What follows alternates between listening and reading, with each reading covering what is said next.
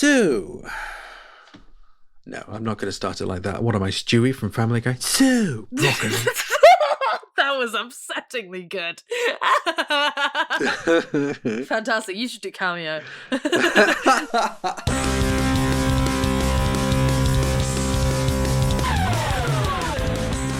Well, hello everybody.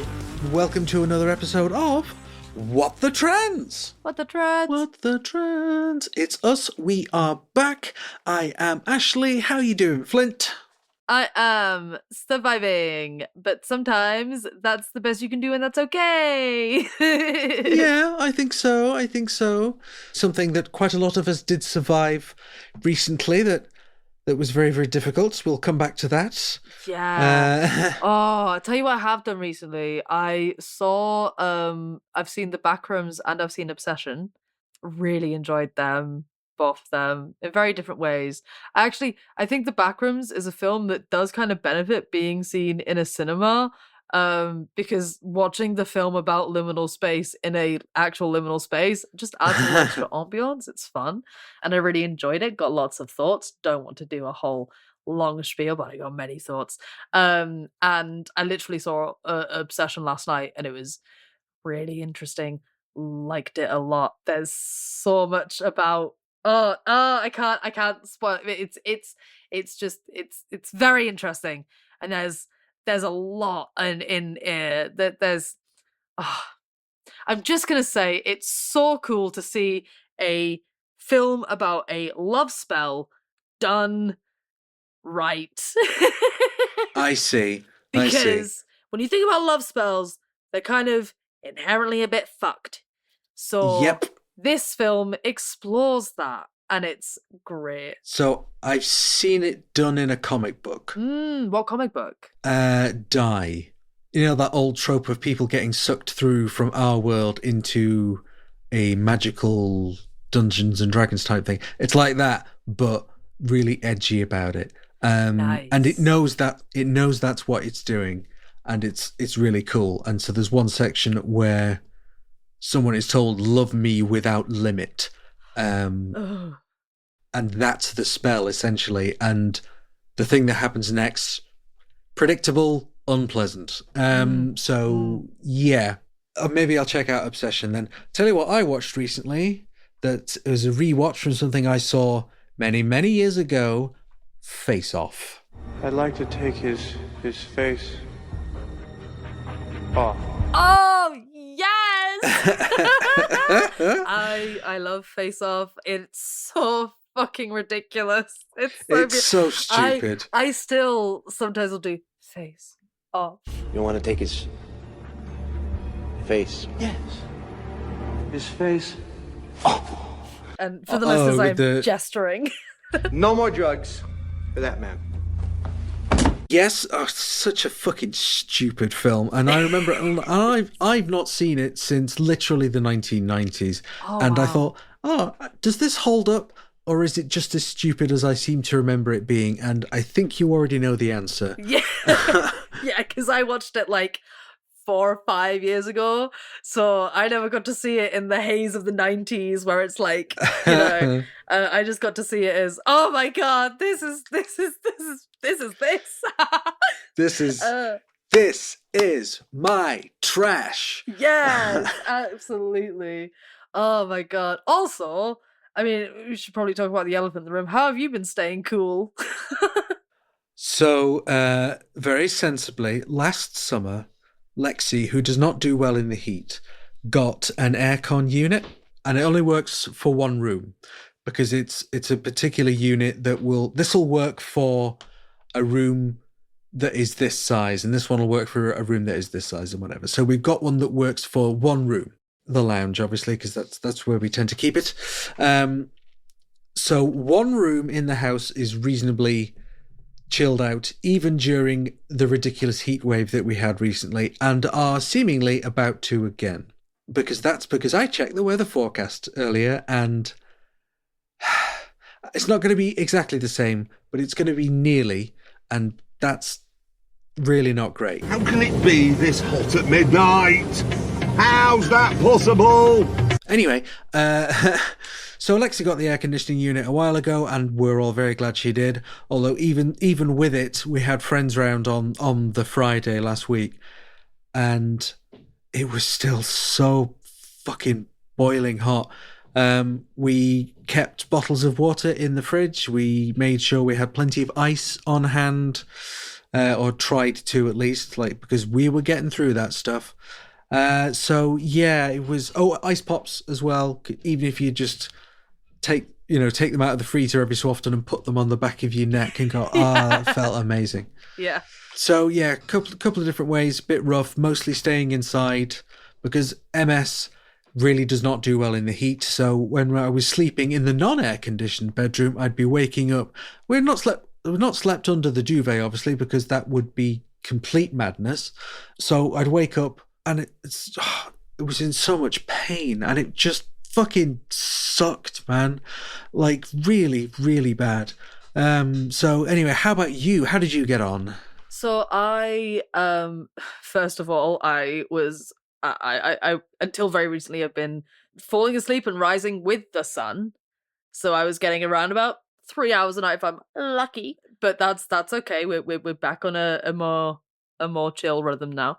It also was kind of helpful because it meant that, every day I could get the dog out early enough that it was still cool. But I actually found the most helpful thing for me is skincare. So firstly, right, I've felt the need to wash my face more because you're putting on sun cream, you go outside, you sticky tacky, ew. And so I was like, one of the nights I was like, I just need to feel my face be cool and like just try and relax for a little bit in the evening with my face not feeling quite so burning hot. And so I put a face mask on. Really effective, because unlike a towel, which like is cold and then quite quickly warms up to your body temperature, a face mask, for some reason, I'm guessing it's because there's a difference in the material, stays cool. So every time I move my head, I got a nice little extra breeze. I see. I fell asleep with it on. And I didn't think that was possible, but I fell asleep with it on. And I was like, okay, cool. So I got a few more. And now I've started doing skincare because it's a guaranteed moment that I can do, like, that I can make my face and my body feel cool and refreshed. So yeah, your boy's getting into skincare now. I'm a skincare boyo, and that's fun. It's genuinely really, really quite nice, a little active self-care and it is, and self-love, and finding, because also I've actually found a company that can handle my sensitive fucking skin. So nice. That's been the really nice thing. The fact I was like, oh, I didn't have to have, like, normally with a face mask I'll take it off after, like, the time that it allows, but like if it says like 2 hours, I'm still going to keep it on for like 15 minutes. But when I fell asleep with that one and my face was glowing, I was like, okay, let's do more of this. Maybe this is the stuff. Yeah. So yeah, a little bit of skincare on the evening and on the mornings is a great way to just like feel like you're letting the heat get to you on your terms. Yeah. I guess a bit similarly, I've been getting into, or maybe getting back into, really doing my makeup a little bit more properly. And properly, that implies there's a standard by which these things are judged, which according to straight people there is, but that's not who we are. Who listens to them? Who gives a shit what they think, right? So I've gotten so many shimmery eye makeup palettes and highlighters and things, and they all look fucking great. And I was rocking it particularly nicely at Sparkle, which was at the very tail end of the incredible heat wave. And it's like it's not Trans Pride, but it's very nearly Trans Pride. And it's a thing that's happened in Manchester for a long time. It's really cool. It was very nice. Got outside, very briefly got caught in the rain, which was actually amazing. So yeah, that was nice. That was good. Nice. Fun times here at, where I live. I nearly said my apartment number and or the name of the building then. Should not do that. Don't want to dox myself. Let's not. But here I seem to be experiencing that most summary of afflictions, a cold. Legit, Oh. I've got a cold and it sucks. My throat is itchy. My nose is it's just fucking rubbish. So I loaded up on, like, I had Strepsils, I had Lemsip and stuff before we came in to record. So I'm feeling as clear as I can, and it's all going to fade away in an hour or so. So let's get recording. Yeah, let's go while you're still lucid. Saying that, there is one thing I do just want to mention. You know, in gaming terms, there's a Metroidvania. Yes. Lexi enjoys Metroidvanias. I'm not sold on them myself, but it appears I have developed a new term for someone who is an enthusiast of the Metroidvania, a Metroidvaniac. That's cool. I like that. I googled this term, couldn't find it, so apparently I came up with a new word, so that's fun. Yes, love that. So let us know on Blue Sky if you're a Metroidvaniac, dear listeners. And on the point of makeup, I have found in my time the best makeups, especially if you like the shimmery look, going for shimmery, but in particular multi-chrome shimmery ones, because then you only have to put on one product and you get 5 colors, it hits the light properly, It gives you the depth of the shadow that you want, and you've done sweet fuck all. It's beautiful. Love it. Yeah, no, I'm right with you. I'm a sucker for multi-chrome things, which is like why the table full of makeup behind me is literally full. Right, let's just get straight to it, shall we? Let's do it, yeah. Let's get to action, Ali. We need to comment just quickly on the heat wave that we just experienced, and the fact that it ended up in the cancellation of the mass lobby that we've been talking up for the last couple of episodes, that we were going to be attending ourselves. But the red heat warning in place that day indicated weather conditions that were literally a danger to life. And sitting around in the sun, because you're not necessarily able to get into the building, sitting around in the sun in a queue still for potentially hours is not what you want. Literally not what you want on conditions that are literally a danger to life. Trans Solidarity Alliance, the lobby organisers, do not deserve the flack they are getting for cancelling it. I know it's frustrating, and it must have been even more frustrating for people that weren't able to get the travel costs back, although I think you have a pretty solid case for claiming back off the travel company, whatever. I know it must have been frustrating if your plans were fouled, ours were, but god damn it, it's not TSA's fault. And I feel like if they had gone ahead with it, there would have been major issues with health concerns. There would have been cases of potential heat stroke. You don't know how severe, heat stroke can kill. So it's one of those things where if they had gone ahead with it, then we would have just been having a different conversation about why on earth did you go ahead with it? That's obviously clearly so dangerous. Instead of saying, why on earth aren't you going ahead with it? Obviously our situation is so dangerous. And yeah, really, really do understand the frustration. Totally and completely. We were all planning on sending ourselves down as well.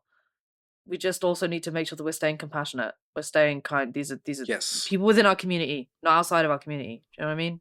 So we also want to draw attention to the fact that on the day of recording, there's about 1 week left before the end of the 40-day scrutiny period for the EHRC Code of Practice. Even though EDM 240 currently has 161 supporters, at this range it feels unlikely that a vote to disapprove the guidance might actually happen before the 9th of July. If the guidance gets to the end of the scrutiny period without being disapproved, then the government will revoke the old guidance and write a commencement order to make the new guidance super duper official. Those processes to take about 22 days if the government is efficient about it, and we understand that they intend to be efficient. The Office for Equality and Opportunity has said that it will revoke the old code as soon as is practical after the 9th. So expect the final code switch to happen at the start of August. Unfortunately, there's not any other process for us to engage with it at this stage. But given the code of practice is going to be on a lot of people's minds, we wanted to make sure that you knew what bits of procedure are likely to come next. So, as we've mentioned a couple of times, and as we are going to be talking about at some length a little bit later on this episode, the parents and the families of the kids who are patients of WellBN have a fundraiser. We'll remind you about this a little bit later on. Please do contribute to that if you're able. Perhaps share it around if you're not, because that fight, the potential legal fight, is going to be much easier if you can actually afford to do it. It's important, and you will hear why a little bit later on. And something else that we noticed that's, worth a punt. It's only going to take 30 seconds of your time. The Good Law Project have a petition going. It's to state that you stand with trans people. Shocking revelation, I know. But listen, this is actually, there's some really good logic behind this. With Andy Burnham coming into the new PM, the idea is that if we can get as many people to sign this as possible, we can put that before Parliament, we can put it before Andy Burnham. And, it can be hey, here's how many people care about this thing. Could you please turn this shit show around? Even if you think, well, they're not going to do that. I hear you. I'm ambivalent towards petitions myself, but there's not really any harm that can be done from this. And body of evidence, isn't it? Even if they say no, it's us logging that we're trying. It's us logging and showing how clear and obvious the disagreement is. Speaking on turning shitty situations around, brief tiny update for those who donated to or shared out Lily's fundraiser. She's now in new dwelling. So thank you very much for that. Just thought I'd let you know. Onward.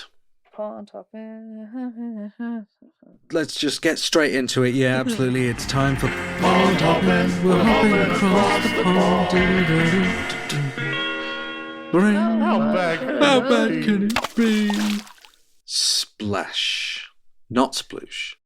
Alrighty, today in Pond Hopping, a story about the Supreme Court ruling that says for the purposes of an equalities law, trans people should be regarded as their sex assigned at birth, with the effect that sports teams and other organisations are now obliged to discriminate against trans people. Sorry, just to check, this is Pond Hopping, isn't it? We're sure that we haven't accidentally copied in something from last year from over here? Something very familiar about all this. Yes, unfortunately. Forgive my facetiousness, but the US Supreme Court has done something very similar to the UK Supreme Court and has ruled that Title IX, which is a piece of federal legislation that prohibits sex-based discrimination in certain educational settings, refers to, yes, biological sex and not an acquired gender. Getting specific for a moment, Title IX refers to legislation which, quote, prohibits sex-based discrimination in any school or any other educational program that receives funding from the federal government. Thank you, Wikipedia.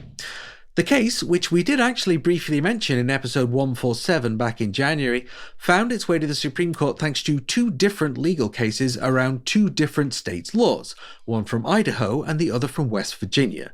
From Idaho, we have Lindsay Heckox, a trans college student who was banned from trying out for the Boise State University varsity women's track team by Idaho state law. Lindsay challenged the ban in court on the basis that it violated her right to equal protection of the law under the US Constitution. She actually won her case in the lower court, hence Idaho kicking it up to the Supreme Court. And in West Virginia, we have Becky Pepper Jackson, a then middle school student who is again barred from participating in school sports teams by a state law. She started off on the running team, but after a few years, her coach had noticed a pattern emerging. She would reliably finish dead last. So the coach pulled her aside and suggested that she try another sport, like the fine art of hurling things in discus or shot put. She's put a lot of time and effort into practicing these and eventually started winning ribbons in competitions. But West Virginia Attorney General John McCuskey, sorry. No. But West Virginia Attorney General John McCuskey cried foul, saying this was not fair. To give you a sense of the kind of chap I can't say his name anymore now. To give you a sense of the kind of chap McCuskey is, here's a couple of quotes. Firstly, biological differences between men and women matter on the field. And most revealingly, every single women's swimming world record, all of them, have been beaten by a boy who's 16 or younger. Citation, very much needed there, I think, Johnny Boyo. Also, for clarity, this case has been in the system for a few years, and Becky is now age 16 and is no longer even at middle school. So, the Supreme Court gets both these cases, amalgamates them into one, and hears evidence for them at a session back in January this year. The ruling was issued on June 30th, and as you can probably guess, it's really not good. It was written by, famously Trump-appointed Justice Brett Kavanaugh. We drank beer, my friends and I, the boys and girls. Yes, we drank beer. I liked beer, still like beer. And has some really questionable turns of phrase in it, which we will get into in a second. But early on in the document, Kavanaugh lays out the whole thing in one paragraph. Quote, the question before the court is, under Title IX and the Equal Protection Clause for the 14th Amendment, may schools maintain women's and girls' sports for biological females? In other words, may schools determine eligibility for women's and girls' sports based on biological sex? The answer is yes. End quote. Ew. Right there. In one quick few lines, Kavanaugh gives permission for schools to determine eligibility for sports based on biological sex. Now, he's not demanding that schools do that, okay? This isn't an order from on high that insists that schools discriminate against their trans students, but it does give them permission to do this. Now, I promise we'll get back to our scholarly analysis in a minute, but I can't let this segment slip on by without mentioning it. Later on in the document, we have this, quote, to provide equal opportunity for female athletes, schools do not merely maintain, for example, one soccer team, one basketball team, one ice hockey team, and one lacrosse team, that they are equally open to male and female athletes. That approach would deny equal opportunity to female athletes because, as all agree, females and males have inherent physical differences relevant to athletic performance. Ugh. Oh, really? As all agree? Indeed. Physical differences are split along gender lines with no outliers of any kind, are they? You might notice a similarity between this viewpoint and the aforementioned West Virginia Attorney General John McCuskey, who claimed that all women's swimming records have been beaten by boys no older than 16. The core viewpoint here is that all men are better at sports than all women. Any man could beat a female world champion at any sport. Therefore, those delicate, petite, willowy, weak and feeble female athletes must be protected from those filthy trances at all costs, even the ones who are still at middle school. So snarking and jokes aside, this ruling is going to have a devastating impact in the US. As we mentioned, this isn't an order to discriminate, but it absolutely acts as a permission slip too. If you want to discriminate against trans people and keep them off your sports team, the Supreme Court has your back. So I was reading through some older news coverage, like from NPR, a couple of articles that we're actually going to cite in our show notes if you're particularly interested. They were all quite enthusiastic and optimistic that this ruling would go the other way. That the ruling would actually say, no, trans people have to be allowed to play sports. So I read that and think, why on earth would you assume that in this context, with this exact Supreme Court, right, with 2 Trump-appointed justices on it, as part of the conservative majority of 6? It sounds quite a lot like people having a certain amount of faith in the system because the system is constantly positioned as reasonable, even though we recognize it's not. From the way that you're describing it, it sounds like a surely not. Yes, that's exactly what it was. That's unfortunately the thing that you can never bank on. You can never bank on Shirley. She's not a trustworthy woman. Nope. Sorry to any Shirleys out there. I'm sure you're lovely. It's awful. This fucking sucks. And the deja vu is giving me whiplash. The Supreme Court as well. Like, you know, if they'd only done it like a month before, they could have possibly even nailed it on the anniversary. But instead they did it on the final day of what they call Pride Month in the US. This came out on June 30th. It's a real make sure the door kicks your ass on the way out kind of move, isn't it? Pretty much. All right, so bringing it back on home. The Labour government has finally released its draft for a conversion practices ban.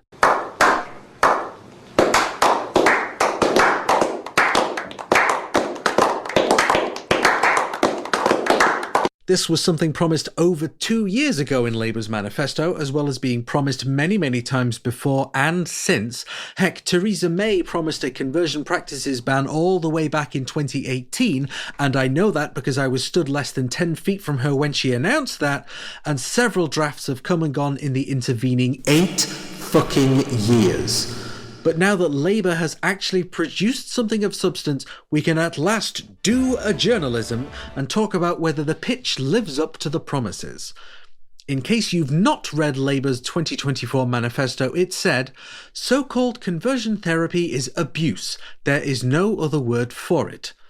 The new draft would ban, quote, abusive conversion practices, which sounds subtly like a switcheroo, as if some conversion practices aren't abusive. The criteria for abusive conversion practices is threefold. 1, It attempts to change someone's sexuality or gender identity. 2, It's abusive, and 3. it's caused serious harm / alarm or distress. According to the government, this criteria means there is a high threshold for criminality so that an explorative conversation would not be inadvertently criminalised. But while this criteria is still fresh in our minds, the draft bill's wording around sexuality and gender identity does protect both non-binary and asexual people from conversion practices. So that's good. Excellent work. It also, intriguingly, protects cishet people from conversion practices just in case anyone ever decides to try and make someone trans or gay. Hopefully, no phobes argue that we're trying to convert people by merely existing, or at least hopefully the high threshold for criminality would prevent such an argument from being taken seriously in court. And we still haven't gone to the really big issue with the draft bill yet. The healthcare exemption. Subsection 1.3 of the draft bill states, in parentheses 3, conduct which, A, is carried out by a person towards an individual with such an intention, but B, is carried out in the course of providing healthcare services to the individual concerned, is not a conversion practice unless the person acts in a way that falls far below the standards reasonably expected of a person in their position. Healthcare professionals are basically exempt from this draft ban, requiring their actions to be far below whatever standards is intended to set the bar in a place akin to gross negligence. And if that wasn't enough, subsection 1.9 further expands on this exemption to include procedures similar to medical or surgical care, which, according to the bill's explanatory notes, means that public, private, and unregulated professionals, as well as non-medical staff in a healthcare setting, would also come under that exemption. This is an unbelievably massive scope. If unregulated professionals are exempt, can you just throw on a lab coat and be exempt? How can someone unregulated fall below standards expected of their position? Clues in the name, it's not regulated, right? It's absolutely essential that Parliament tighten up that exemption, or else every self-declared conversion therapist will be jumping for joy. And the religious-themed conversion practitioners who don't have their own exemption will be thinking about how to rebrand being similar to healthcare. The government estimates, using data collected in 2017, that about 19% of conversion practices are conducted by medical professionals, and about 51% is estimated to be conducted by faith organisations. Labour's manifesto pledge for a full trans-inclusive ban on conversion practices doesn't seem so full if a fifth of the practitioners are exempt. And frankly, unless the ban penalises current or former NHS practitioners, it's probably not going far enough. But that's a whole other tangent that's more comprehensively discussed by Philosophy Tube's recent video on the subject, Britain Still Has Conversion Therapists and Here's Why. Good video, that one. I mean, Yes. Depressing, but really, Yes. really good. All of Abigail's videos are really good. Yeah, To be maybe perfectly don't honest. watch it directly after hearing this podcast episode. No, Just- absolutely not. Take about a day where you're like, I want some depressing news, and we're not about, so. Or if you go to the gym and you're going to do some boxing or Yeah. just some way of getting it out of your system, then watch the Catharsis video. for the soul. Aye. Exactly. So the thing I just want to pick on before we dive into the massive loophole is that whole aspect of the phobes arguing, oh, well, gender affirming care is conversion therapy. Look, we've made notes, and they try and present that under the bill and say that gender affirming care as provided by a gender clinic is conversion therapy. They are going to try and do that. Yeah. I'm not even hedging my bets here and saying, oh, well, maybe they will. They are. Someone somewhere is going to try and do that. Yeah. An attempt will be made no matter how successful or in vain it may be, an attempt will be made. It's just how it seems to be happening at this point. And they've got the money for the court cases. So let's talk about the loopholes then. So did it surprise you particularly? I don't want to say no, but not really. Yeah, same, really. If you're sat on something this long, that's this simple, that's this bipartisan, then obviously I'm going to assume you're doing some fuckery and shenanigans with it. I think it's very interesting that this drops just after the code of practice. And I think it's very interesting that if you'll allow me a small space to speculate, and I'm aware that this is not perhaps the funnest thing, but it feels to me, I have this feeling, and this is just pure speculation, this is just me looking at the direction the wind is blowing and wondering what's going to happen next, right? I'm not a meteorologist. I feel like between the levy review, which had so many caveats for complexity and all of that, and we have the code of practice, which then comes just before the conversion therapy bill. The code of practice has done so much to legitimize how transphobia can occur. It feels... I want to be wrong, but I would not be surprised if we find ourselves in the position of the age of gender affirming care being risen, and if we see like complexity being used in conversion therapy, and it's high threshold for criminality being used as a way to justify a lot of the straight up wrong things that are happening in the NHS and the steps that they're planning to take. I think they're teeing up the steps to legitimize it all, and I wonder where it's going. And I'm not talking about this as coherently as I was thinking about it earlier. This is why when I'm thinking about stuff for the pod, I make notes. So, yeah. because I just don't remember stuff anymore. I'm too old and brainily ruined, because that's absolutely a medical term. Brainal ruin. Yeah, that's what I was diagnosed with. This massive loophole for healthcare means that combined with the code of practice, it feels like people who would be doing that kind of thing have been given the right kind of birth to be able to do so, and also at the same time have been given the right kind of loophole in the one thing that would be most effective at stopping them. That, plus with the most recent changes that have been happening towards trans children in healthcare, and the things about complexity, I feel like these two things are also going to become quite important in maintaining those things as supposedly legitimate when they are inherently harmful to us.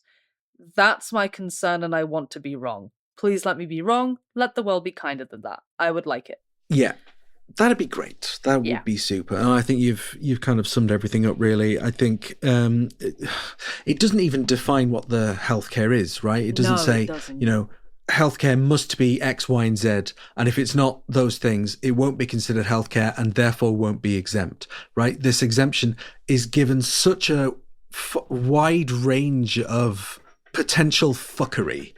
I realise I'm swearing a lot this episode, but I'm just so annoyed. I mean, listen, if it feels completely toothless, then maybe it wasn't designed for chewing. That's the way I'm thinking of it.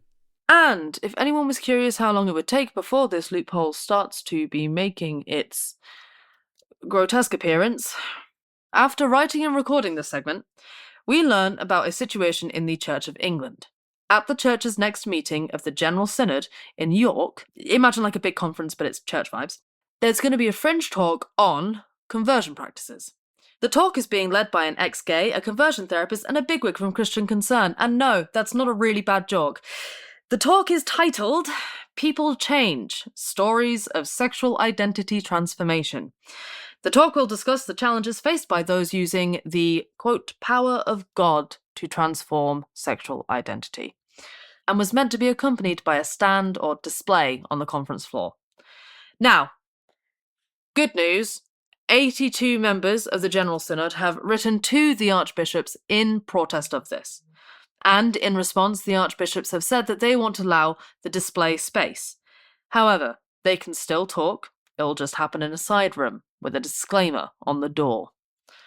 In making this decision, the archbishops considered the current draft bill to ban conversion practices, saying that it, quote, may leave the door open to non-abusive practices for those who, of their own free will, have asked for prayer or counselling. Labour's half-hearted draft is already, it seems, enabling and protecting those who claim that there is non-abusive ways to change people's identities. With the power of God, no less.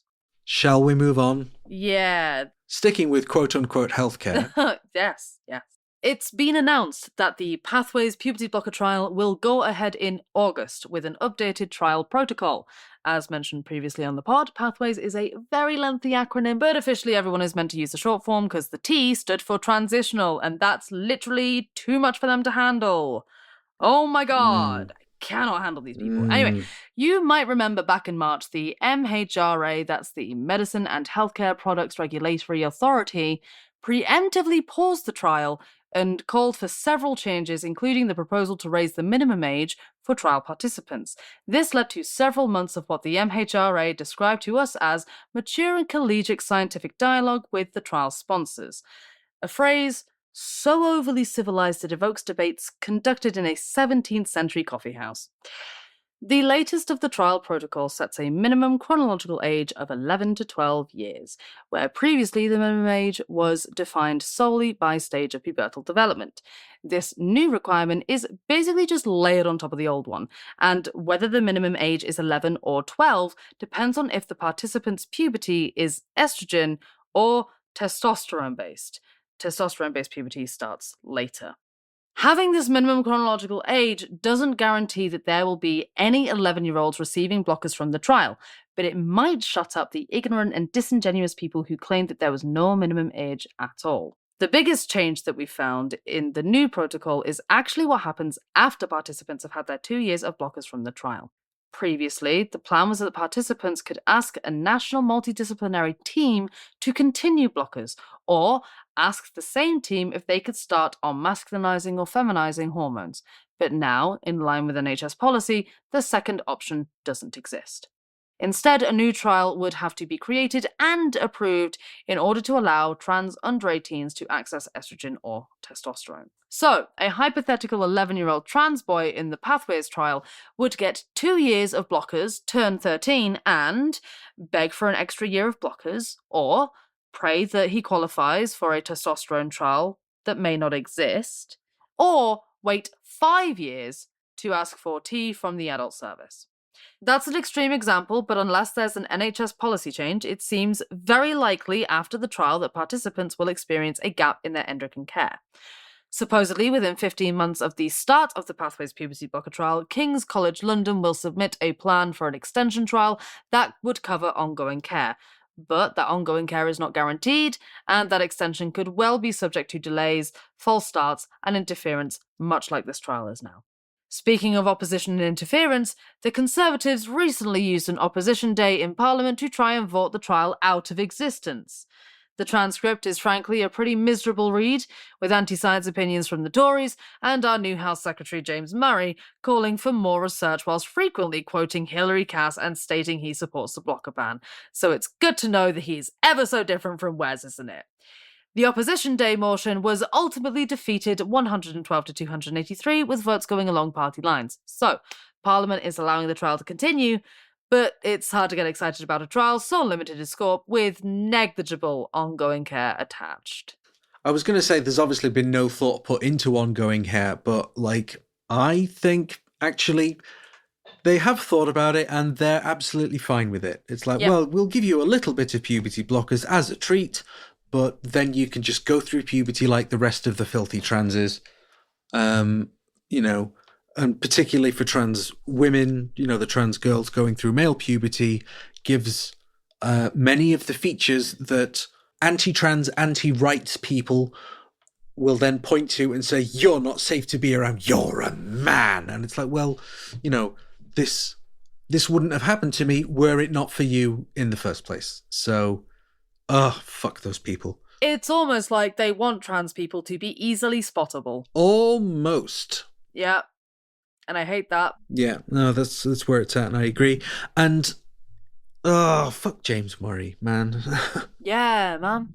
Do we have anything more to say about this apart from just expressing our deeply held frustration about the fact that they are setting this trial up to fail? Yeah, it's tricky, right? Because we weren't exactly enthused about the trial in the first place because the fundamental circumstances surrounding the trial's existence are inherently fucked. They're inherently unfair and unethical in our opinion. And now it's being set up to fail, which is like, oh, we're seeing a patsy be created in real fucking time. Fantastic. Mm-hmm. And a generation of children are gonna be put through this. Well, the ones that they allow. Yeah.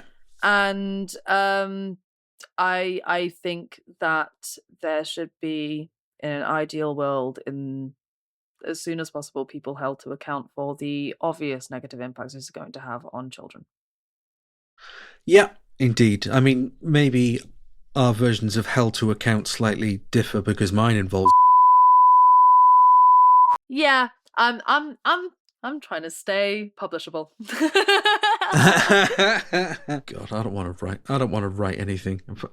Yeah, it's harder. It's harder today to not just be like. Just so frustrating. And unfortunately, as an episode, it doesn't really get any easier. There's more. No. Let's move on. So our next story, you might have heard about this one. It was one of those ones that was huge news in trans spaces for about 48 hours until it was subsumed by something else, and I don't even remember what that was. It's yet another court case that went badly for human rights, up in Scotland this time, where Judge Lady Ross issued a judgment after a petition for judicial review was brought by our old favourites For Women Scotland. Not content to sit around sniffing their own farts, the group brought a review concerning trans people and, as ever, specifically trans women from being housed in women's prisons. According to guidance issued by the Scottish Prison Service, trans women were to be housed on the women's estate, but on June 19th, Lady Ross ruled that, quote, in all the circumstances, the prison's guidance is unlawful, meaning that trans women are now to be sent to men's prisons. Previously, trans women were put in women's prisons on a case-by-case basis, but this will no longer be true. Trans women at any point in their transition, whether they hold a gender recognition certificate or not, pre or post any surgeries, doesn't matter, men's prison. As part of her judgment, Lady Ross also said that housing prisoners on the estate opposite to their, say it with me now, biological sex, is in conflict with the requirements that prison accommodation be provided separately for men and women, adding that constitutes a misstatement of the law. In response to the Scottish Government argument that housing trans women in men's prisons would breach Article 8 of the European Convention on Human Rights, the respect for family and private life, Lady Ross ruled, no, it wouldn't.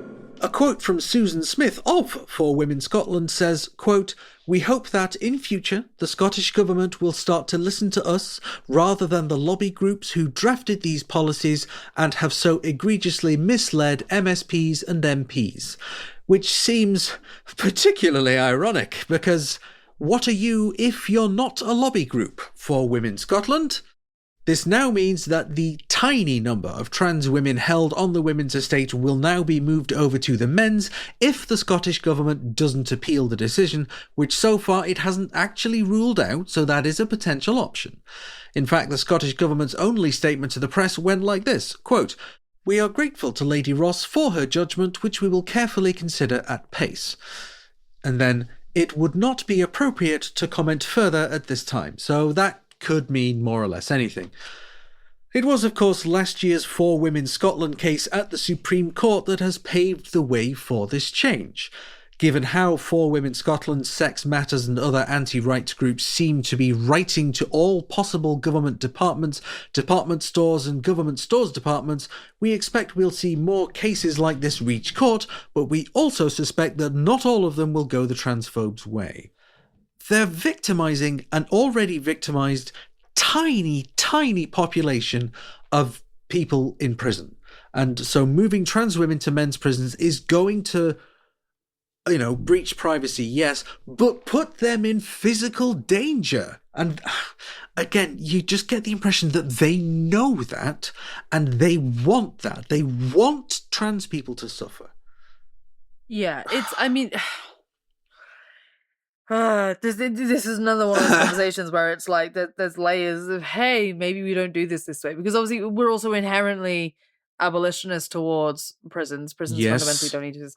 Like, for me, abolition became an immediate, obvious, absolute answer as something that we should work towards when, of all things, I was in a guest lecture. There was a guest lecturer who was a guy who had ran the UK prison service for like 10, 15 years. And he said, "Hi there, I am here today to talk to you about the UK prison system and why I think it should not exist, having ran it."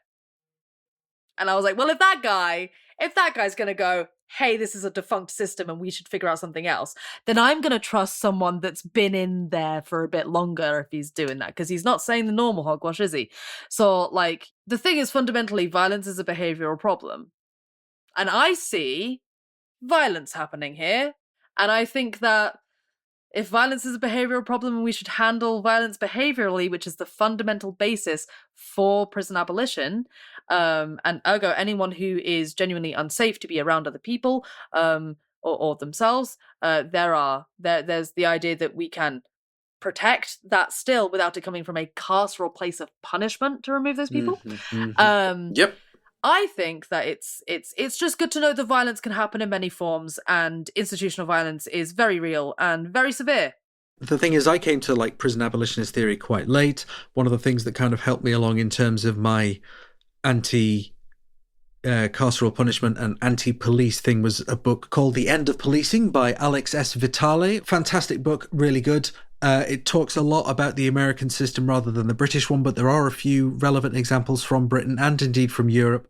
It's never too late to learn. It's never too late to learn some important facts about why abolitionism is a good cause that is worthwhile to maybe consider in not just areas of prison, but also in other areas of state meddling. And I never used to be much of an abolitionist, and that has changed over the last, I think, probably 10 years, right? So I got to my whole 30s without being much of a believer in it, or without having really considered it at all. And now here I am. Let's boogie on over to our favourite bit of the room, right? Our favourite little corner. Yes! It's time for Loser's Corner. Loser's Corner. And, okay, let me be real with you. Okay, Loser's Corner this week is not so short and is still stupendously silly until you think about it. So prepare for a bait and switch again. Our loser this week is South Carolina Representative Nancy Mace. And whilst her name might make her sound like a friend of Tank Girl, she is nothing but. Mace has recently been working on a bill that, if you don't know already, you're not going to be ready for. It's called the Trans Mice Bill. That's M for mice, not N for November. She's not saying trans, nice. No. This is so much weirder. So the full name of the bill is the Transgender Research on Animals Now Stops and Money for Ideological Cruelty Eliminated Act. Yes, that's right. Yeah, I know, right? That's ridiculous. She worked so hard for that to be the backronym. You know that there was at least one whole workshop session dedicated to just the name. Yes. Yeah. And they still botched it. Anyway, it's just so they could call it the Trans Mice Bill. And you don't think the acronym's just a little clunky? I don't know, it was quite catchy. So, yes, that's right. She truly thinks that the government is putting chemicals into the mice that transes their fucking gender. You'd think, by the sheer facts of this story, that this may inherently be the peak of Loser's Corner, because I don't even really have to write a joke here. If you ever wondered what would happen if Peter and fascist brain rot had a baby, well, congratulations. We know now. I hope your one wish Willow isn't fucking you over too much because, well, this is pretty funny at first glance. Now, a lot of people assume that she was confused about transgenic mice, which is mice that have had their genomes altered in many ways. They may carry extra DNA or foreign DNA so that research can be done. And this includes important stuff like cancer research, which is obviously really vital. When people flocked to her post on X about it, correcting her with various levels of roast, she doubled down about how this is not about transgenic mice. This is about transgender mice. I've got questions, though. Like, seriously, how does this get to this stage? It feels like a cruel joke that no one in all of the prior meetings that would have had to have happened before this goes public would tell her that this is ridiculous. But that's kind of exactly it. Whilst everyone's focusing on mice, I started smelling a rat. This is too obvious. So I did a little digging. Looking at the actual language of the bill, it's pretty rough. It's a wholesale ban on any federal funds being used for experiments that involve animals in research on gender-affirming care. Specifically, anything that, quote, disrupts development, inhibits natural functions, or changes physical appearance. So, basically any effect at all. And the animals that are covered, all non-human vertebrates, not just mice. Mammals, fish are also included. You know, they can't even turn the fucking frogs trans either. Oh, but there is exceptions provided though. Yeah, any animal that naturally changes their sex in their lifetime or contains both reproductive organs, leaving only options that are nowhere near as applicable for studies regarding human efficacy. I believe that they actually set this up to look ridiculous and out of touch and very engaged in QAnon so that they could make everyone think that it's just too detached to ever be accepted. An easy chortle, and we move on thinking it'll go nowhere while it passes through. But that's, like, fine, right? Because they're not actually transing mice, right? Well, of course. But that's because this isn't about gender perception and the self. It's about bodily systems functioning. There are scientists who are wanting to explore effects of hormone therapy through studies completed with animals. Scientists from their group have even been involved in a 2023 published paper proposing a model for testing. I'm talking about the Society for Behavioral Neuroendocrinology. And it wouldn't surprise me if there were other groups too, but let's focus on these for now. Back in early 2025, President Trump was withdrawing referral funding, left, right, and centre, and this trans mice thing came up. By March, the White House had pointed out 6 specific examples of what they considered wasted federal funding through backing transgender research that uses animals, including the Society for Behavioral Neuroendocrinology's paper that had the proposed model in it. Now, the SBN, as we'll call them now, responded to this earnestly in March of that year. And I'm paraphrasing, but the statement said that trans people exist and nothing will change that. That because we exist, we deserve knowledge on our treatments and all its effects. That science currently shows hormone therapy to be really positive, and so we should be doing all that we can to find out whatever else that we don't already know about it. And the mice are obviously not trans because gender is a human construct, nor are they having their gender transitioned. They are simply receiving a medical treatment that is given to people who are cis and trans, so that we can see more fully the effects it has on the human body so people can be safer and more informed. And here is where the monkey paw curls. Because this is the exact research that would be shut down by that insidious fucking bill that is playing in our faces, this malignant feigning of brain rot, but I'll bet that they're laughing at us right now for not reading the fine print. And listen, animal testing is a contentious area. I'm very much against it myself unless there are serious medical need for it. But for it to be shut down this way makes it all the more easy to shut down other trans studies that don't use animals like humans or other areas of trans research. And more to the point, are we laughing while these scientists get fucked over? Because I don't know if we should be laughing while these scientists get fucked over. Bit of a twist there. Yeah, I truly started to just write this as a fun little thing, and then I just fact-checked a couple of double things just to make sure that I wasn't missing anything obvious, and then this all tumbled out. So, sorry. Lo and behold. Sorry. No, it's fine. I mean, that's doing a journalism, really. So, yeah. I did want to just laugh at Nancy Mace, I'll be honest. I know, same, and I'm so sorry. And we can still laugh at Nancy Mace because, let's face it, to make yourself like, you know, a face of ridicule for the sake of hatred going through. That's commitment. Yeah. And frankly, that's still loser behavior. You're still a loser for being this deep in it, for going this hard on it, and for playing these games. These games.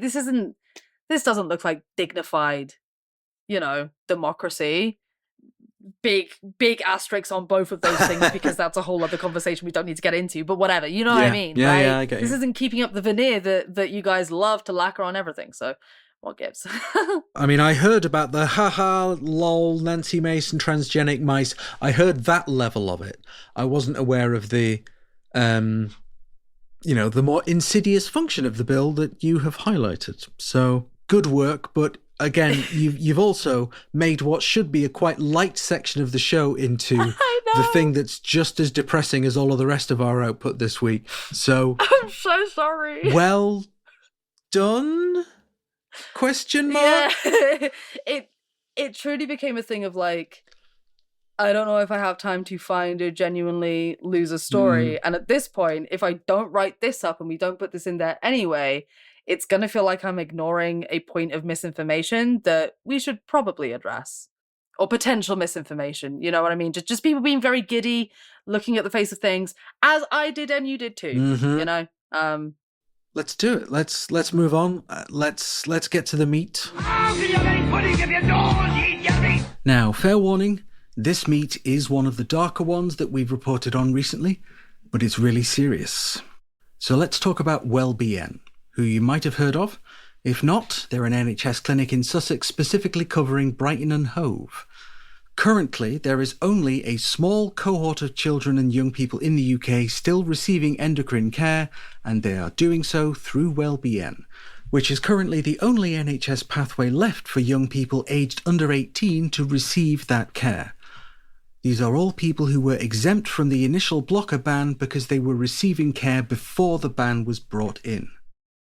For a year now, the children and their families have been in fear of that care being withdrawn because of an NHS investigation into it and what they deem to be potential harms from it.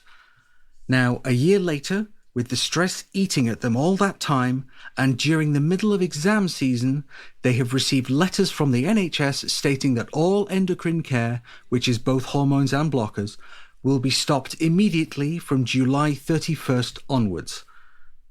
Despite even the 2024 ban saying that care should continue with GPs and would not be stopped for those already receiving it. The argument they give is that this form of healthcare is too dangerous to be allowed without a specialist gender service, and that shouldn't sound so bad at first because they've made a whole new service for children. But that pathway will not prescribe any endocrine care. So these young people have been left with a deadline for when they will be essentially forcibly detransitioned. We'll remind you, these are children that were put on the NHS care pathway before the blocker ban, care that was simply continued by WellBN. We mentioned an NHS investigation into all this, which has now concluded, and we've looked at the investigation report. There is one particular thing that stood out. Section 7, paragraph 70, cites a holistic assessment framework outlined in CAS, the CAS review from 2024, with the acknowledgement that the framework was under consultation and was fully approved in April 2026. Obviously, there's arguments to be made about adhering to official standards, whatever they were, over the 2023 to 2025 period being reviewed, but therein lies the snag. To which standards is WellBN being held, and from when? On top of this, the investigation hasn't directly spoken to the children receiving care or their parents. It hasn't meaningfully engaged with the people whose lives they are drastically changing. Instead, as you will soon hear, records were accessed and used regardless of the parents' discomfort, and further insult comes in the fact that the parents say they have found factual inconsistencies in the investigation report too. Cal Horton has a couple of threads about this on Blue Sky that are worth checking out, as well as the article by Northwest Bylines that we will link to. But we will also link to some important research done comparing affirmative and non-affirmative healthcare in the UK. This was also done by Cal Horton, but our upcoming interview is not with them. A group called Safeguarding Wellbeing has got in contact with us. They are the parents who have been fighting so hard to try and secure for their children the treatment they need. Now, we are very aware that there are many nuances to interviewing a cis person regarding a trans person's healthcare, but here is how we came to this decision.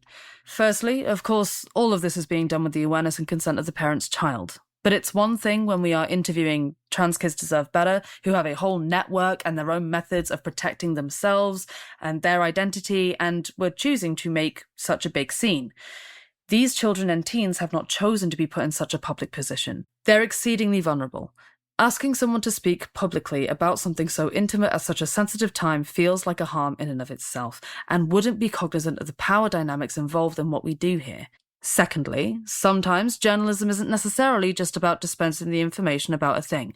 It's also about documenting things so that they become part of the historical record, and in particular in that, making sure that parts or perspectives that often would be ignored, forgotten, or reduced down to what is palatable for people who aren't as close to the problem are given space to be heard on their terms. And finally, these families are going through some of the hardest things families can. They are not being heard. These are the parents doing what we wish all parents would do for trans children. Fight for their right to healthcare, their right to life, and a good standard of quality to that life too. And these people have been doing that at all costs. We feel it is important that those efforts be seen, especially when the anti-trans movement will often have parents weaponize their children to the opposite aims. Let's show them what unconditional love looks like. So, we have an interview with a parent from the Safeguarding Wellbeing group who is interviewing us anonymously. We will call her Jane, and she's talking about her daughter, who for the sake of this podcast we will refer to as Justine. Now, we discussed anonymizing names in the interview itself. However, she let me know that she was very likely to mess up and just use Justine's real name. And so in the interview, we only refer to her as your daughter or Jane's daughter. I just want you to know ahead of time why. Also, there is some really intense conversation about anorexia and eating disorders, because unfortunately the stress from this has also severely affected Justine to a really extreme degree. So please take care of yourselves, because this is a hard listen. You're going to be hearing a parent's perspective on what it was like advocating for her child throughout this investigation, and the impact she's seen this have on her child. Whilst this experience may not be true for every child in this investigation, it is, in my opinion, the kind of worst-case scenarios that we as a community have been fearful of about this new era of trans healthcare for young people. And as you'll hear, our interviewee does not only have the support of many of the other parents, but has been providing support for and advocating for the other children and their families too. What this group of people is doing needs to be heard. And of course, if it's going to be really triggering for you right now to be hearing things about eating disorders, then come back to this when you're in a more grounded place. Let's roll the interview. Firstly, I just want to ask, how are you doing right now? How's things for you and your daughter? Not great, as you can imagine. I know not a lot of the wider community understands what's going on. But last year in April, the ICB, NHS Sussex, and the NHS decided that they were going to access our children's medical records without our consent.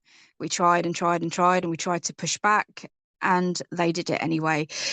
Trump in America actually tried to do this, and a judge said absolutely no. So basically all of our children's medical data, our human rights, everything has been removed from us in the last year. We've been to hell and back, and we're still here, and it just seems to just keep getting worse, to be honest. How were things before this recent turn of events? I mean, I can imagine there's been quite a lot of hurdles to jump over to even get to this point. We've had 4 or 5 years in the private sector. We're not financially, blessed. We're just a normal working class family. We had to actually remortgage our home for £40,000 to try and access help. Because my child was the one that was going to end her life. It wasn't just, thinking about things. Am I confused? Am I this? Am I that? It was very apparent from 18 months, 24 months that my daughter was trans. And I had to do what I had to do to save her life. And we have just jumped through so many hurdles with our own GP, with private providers. We went with Gender GP, which had Helen Webberley, which got a whole journey started. And then when the blocker ban come in June 2024, and Health, she kindly took us over and tried to guide us the best that she could. And again, it was just hell getting bloods, any sort of gender care, medications, and the medications are just so expensive to any family. Living in the crisis that we're in now, people, they can't heat or feed themselves, and you've got to think about hundreds and hundreds of pounds a month for specialists, bloods and medications. So it was a nightmare. And then when the blocker ban came in, we were told by the government, by the NHS, if you have an NHS GP that is willing to take over your care, you can continue. We're not monsters. Your child has been on this years and years and years. My daughter never entered a male puberty. We had to do it very, very early on to save her life. So she's been on very established medications, cross-sex hormones for many years. So basically the NHS said, if you get an NHS GP to take over, you can continue. We're not monsters. So we tried everywhere, and there was only one GP in the whole of the UK that was willing to take us on and essentially save us. And that was Dr. Sam Hall, and his doctor's surgery is, 120-mile round trip from where we live to get there. But we had to jump through so many hoops to prove this is who we've seen. These are the assessments that we've had. My child has, capacity consent, like the whole 5 years we'd been before we joined Wellbeing and Dr. Hall. We had to just prove, these are the medications, please help us. When we got to Wellbeing, it was like a safety blanket. This GP was trans himself. He understood the children. My daughter hadn't been to school because of bullying and hate crime. She was in and out of school for years and years and years. After meeting Dr. Hall on the Saturday, on the Monday, she went back and did a full year, 97% of school, because she saw an adult trans doctor who understood her. He was clever, he was smart, he was caring, he was a consultant, he was a doctor, he was a credible, intelligent man. And it showed my daughter that, you can succeed. There are adult trans people that do get through this. And from the first meeting, she did a full year for the first time ever, 97%. The care that he gave us was incredible. It was no longer cloak and daggers, looking over our shoulder. It was proper monitoring. There was bloods every 12 weeks. There was support. There was medications. There was, counselling. He'd speak to the children, and the connection that he had. And unfortunately, because he was the only GP in the whole of the UK that stood up and said, right, I'm going to help, I feel like he's been witch hunt. He's lost his career, his reputation. His life has absolutely been ruined because he done what the government told us all to do. If you were on these medications before June, 2nd of June, 2024, get an NHS GP. They can take over. He did it. And now his life is absolutely destroyed with us.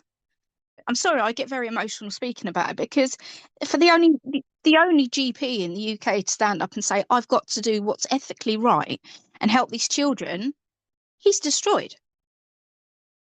So we had 6 months of absolute bliss with Dr. Hall. And then the investigation started last April, but we pushed back, and they tried to get into the files, and eventually they got in September.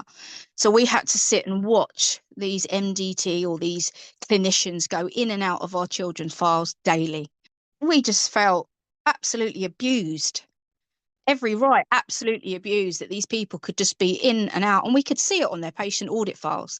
Content warning for eating disorders. Skip to 1 hour, 8 minutes and 40 seconds.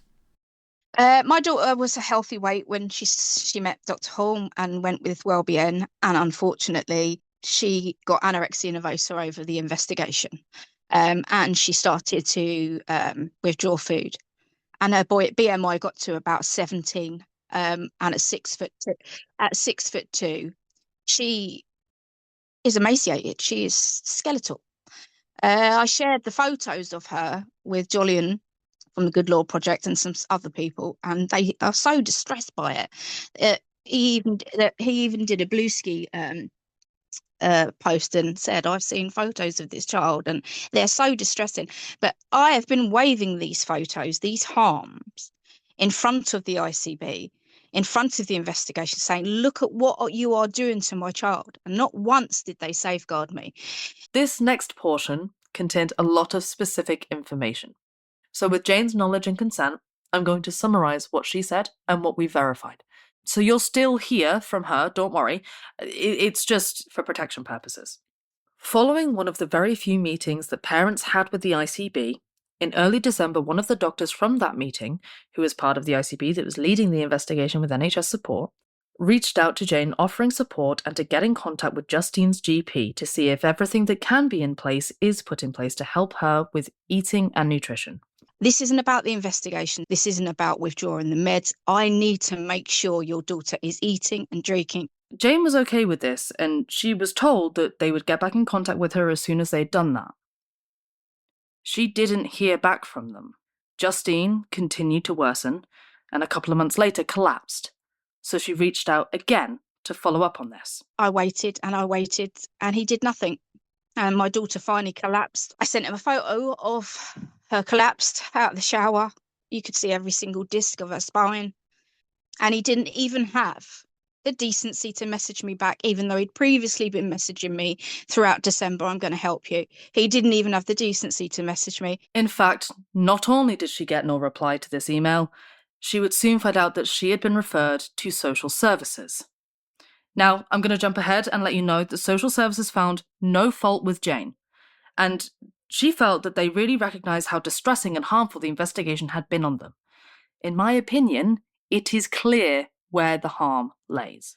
Now, granted, it may not have been the doctor that she was specifically speaking to who put through the referral, but someone must have spoken to someone who spoke to someone who spoke to someone, right? You know, a referral like this doesn't just pop out of thin air.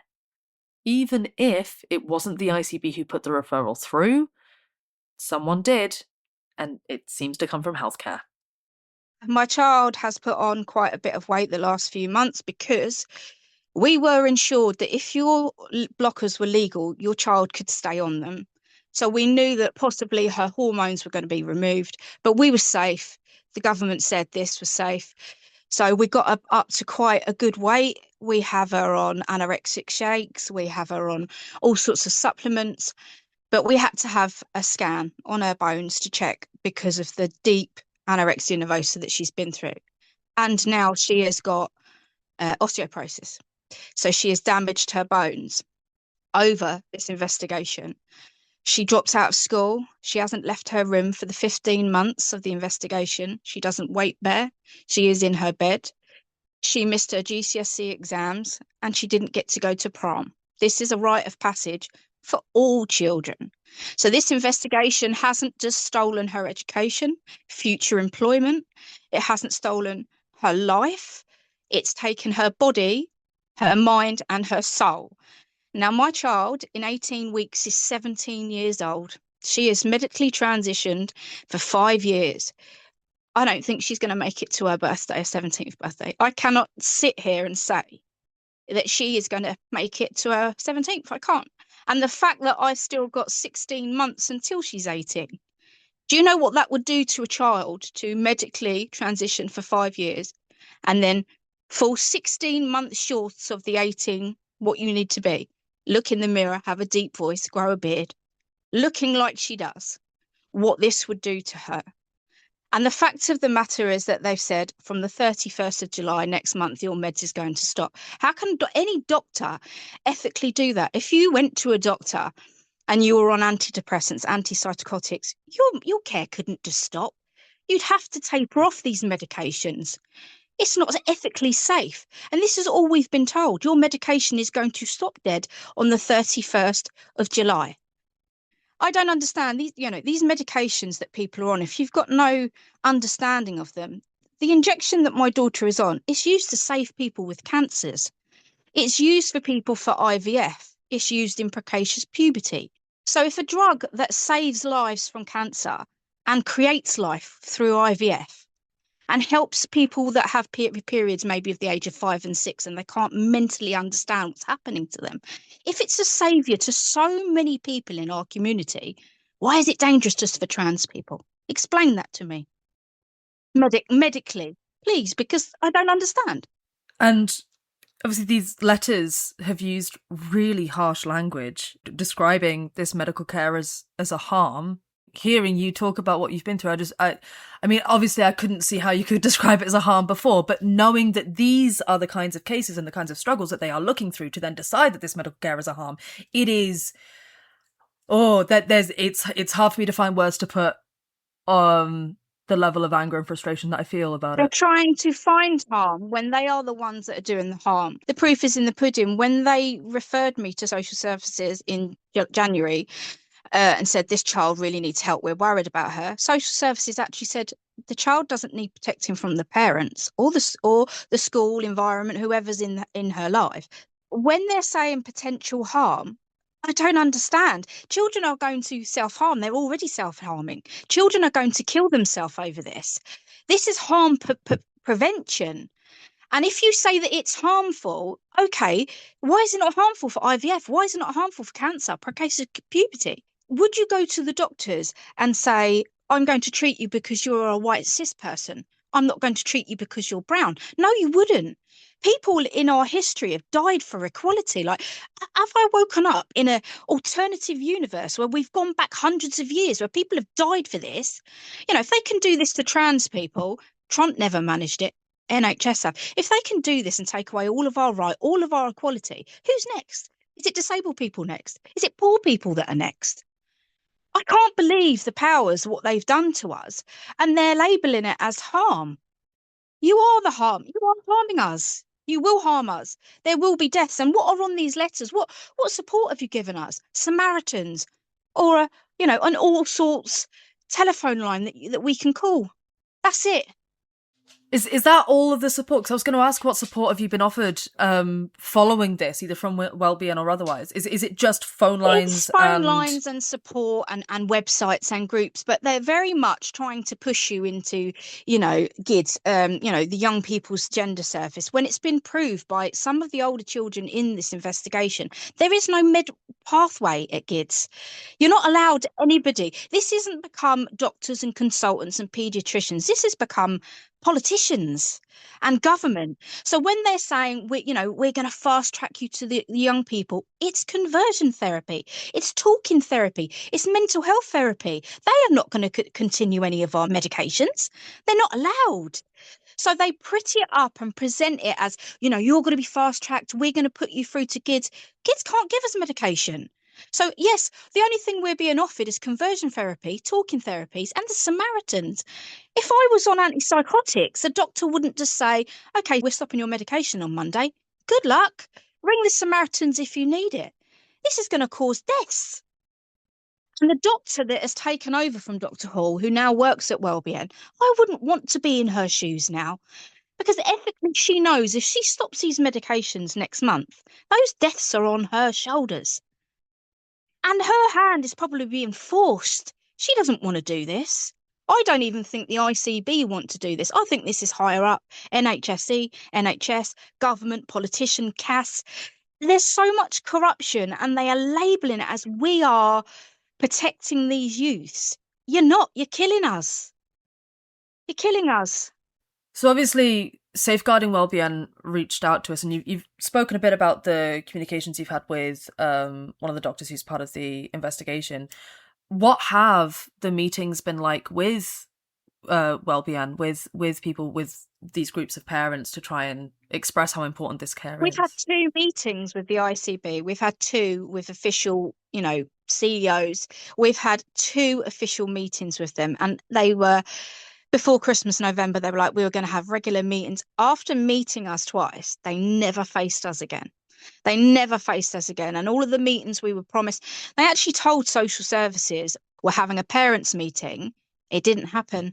So all of this, we're going to meet with you regularly. They gave us 2 meetings and they never wanted to face us again, because nobody wants responsibility and everybody knows that this is going to lead to deaths. And they've just totally ghosted us. Every time a meeting has been arranged, they don't show up, or it gets rearranged and it never happens. Not only do they send out letters to the parents, they've sent out letters to children that are 16 because they are believed at 16 to be medically competent. So a 16-year-old that now is doing their GCSEs, they're getting those letters about their meds being withdrawn and forcibly detransitioned the week of doing their GCSEs. And it's not addressed to the parents. This is addressed to a 16-year-old who thinks that their life might possibly be ending soon. And they're just doing everything. They sent the letters the first week of Pride Week as well. It's just, and the letters were supposed to come out the 8th and 9th of February. They sent them the first week of exam week of Pride Week.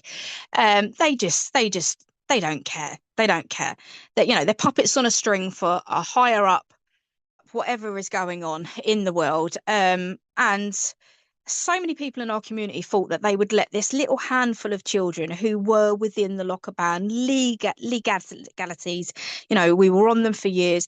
It's disgusting that this is happening to all trans families in this country, but everyone thought, they'd have to let these children just carry on. Less than 100 children carrying on their journeys, and we were really told that blockers were safe, and then to just remove everything, it's pulled the rug from under everybody's feet, and our lives have just been frozen. The things that this year that the parents have gone through, like absences from work, not going to school, not doing GCSEs, several parents have had nervous breakdowns over this. If it helps at all, when you were introduced to me in the email, like, you were described as an absolute star who, in those meetings, when other parents are too traumatized to speak, you're the one that steps up and is like, I'm going to say the difficult things right now. And you've been described as someone who's been a really, really important part of supporting these parents, these children, through an absolutely abhorrent situation that shouldn't be happening to you. This just shouldn't be happening to you. It shouldn't be happening to your children. I'm very grateful for everybody to say that about me. I do try to do well in the meetings. The reason why that CEO emailed me out of all the parents is because I struck a nerve. He felt it. And, when people say you do this and you've spoken and you're a voice, what other choice do I have? If this was your child and the government and the NHS was trying to murder them, wouldn't you do anything you can? I don't want to be in meetings. I don't want this stress. I don't want to know whether I'm booking a 17th birthday party in 18 weeks or I've got to look at a funeral plan. I'm not strong, and I'm not all these things that people say I am. I'm a mum trying to stop my child from killing me. And if it wasn't for these other parents and Dr. Hall, I don't know if I'd be as strong as I am. That doctor has saved our lives. And where is he now? You want to talk to somebody, talk to Dr. Sam Hall, because he's the real hero in this, not me. I am really heartened to hear that there is community being made with these families, because I think that's one of the really important things, because you're in an impossible position. And yeah, I think it's really important to acknowledge that this is not superhuman. This is maternal instinct. But you say about your community, and we've got an audience that will listen to us. My child has anorexia nervosa. She is wasted away to nothing because of a provider that we all trust and have belief in and have pride in this country. It shouldn't just be about trans. It shouldn't just be sympathetic audience. It should be a normal child that is starving herself to death because her medication has been removed by our NHS. So it shouldn't just be our community or the LGBT community. It should be all parents out there thinking, this is wrong. This is wrong. No matter if you're with us, if you're right, if you're left, it's what's right. It's shocking to see that it has gotten to this level of dehumanization, that this isn't seen as the obvious, complete and utter disaster that it is. Second content warning for discussions of eating disorders. Skip to 1 hour, 24 minutes and 8 seconds. You've seen some photos. You've seen some photos of my child. How did that make you feel? It's harrowing, because it is. I don't want to describe the photos per se, but the way that it made me feel, no one should end up in that state. And I think it's completely reasonable that you are sat there thinking about the prospect of having to book funerals, to see what has been done, the effect of this investigation, the effect of this. And I saw those photos without the awareness that is simply what has happened during the investigation. you know, because obviously disordered eating is a pretty common problem within trans communities. Understandable, there's so much of your body that feels out of your control. You know, you go to the one thing that you can. But she was fine before this. Yeah, seeing those photos. She was fine before this. Yeah, seeing those photos affected me really deeply. At the end of the day, this is the impact of a system and the various people involved in it. They're the ones who bear responsibility. So no, I do actually agree sometimes with what they're doing. I know they want to be cautious because of the Kira Bell case. We're all aware that some people do change their mind, but clinicians need to do this on an individual basis. They really, really, but even if it's their bodies, it's their choice. Even if the government or the NHS got us to sign something to say we don't take any responsibility. If later on down the road you want to detransition, your parents, you have signed this. So, you know, we have the right to say, okay, the detransition rates in this country is so small, but they've grabbed hold, and the media have grabbed hold of Kira Bell and what happened. We should have the right to say we sign it, we take full responsibility. And to be honest, if children were allowed to transition earlier, the amount of money that it would save with later on surgeries for the NHS, laser treatment, you know, feminizing, masculizing, surgeries, the dysphoria. Sometimes the reason why people do detransition is that their lives are made so hard. They can't go to the cinema and go to the toilet because of hate. Sometimes I think maybe the government want people to stand out who are trans so that they give up. They do detransition because life's just too hard for them. People like my daughter that never entered a male puberty, you would never know. And I think that's what is so disturbing for them. They want to know. So I don't have much to say about what's going on, but I think we should be given the right, and we shouldn't be tarred with the same case as Kira Bell or the very few cases you do hear.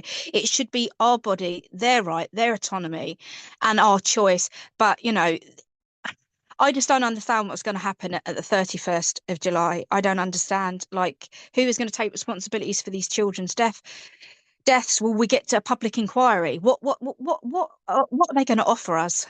What's it going to take for this to seriously be taken as seriously as it needs to be? I mean, especially when I think a lot of the time when we hear about parents in this scenario, we're often normally hearing about very conservative parents who are operating from a particular ideology that is fundamentally that their children could never be trans.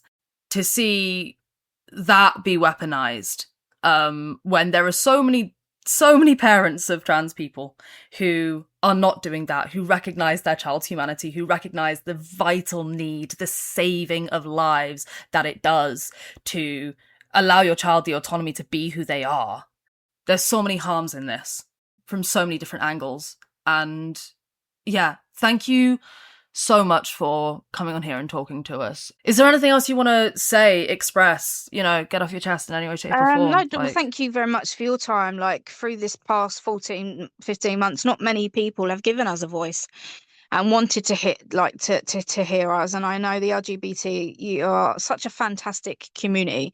If you could just get behind us. I know the Good Law Project. I know Julian, he's offered to help. I know Anne Health has offered to help 10 families. There's about nearly 100 in it. I know, but we're so grateful that Good Law Project are helping.